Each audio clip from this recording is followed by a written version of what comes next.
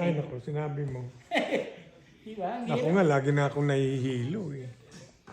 Oo. Binibidyo ko si Kiki.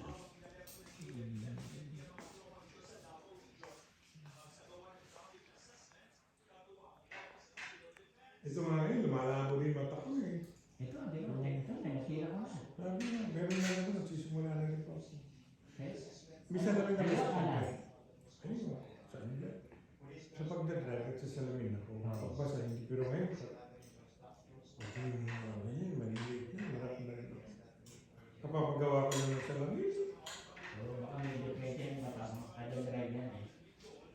Pero kung wala na, siguro. Hindi ko lang alam kung gusto ko sa bagong gamot ko sa yung bagong gamot ko sa sugar kasi mga 3 months pa lang itong Oo. wala lang pinalitan yung gamot ko, March pa. Eh, pero manaramdaman mo kasi nandiyan ako. Maganda naman ang ako. Hindi. Ba't nagdodoble yung tingin ko? Tingin ako ngayon doon sa salamin. Oo, may tama na ako.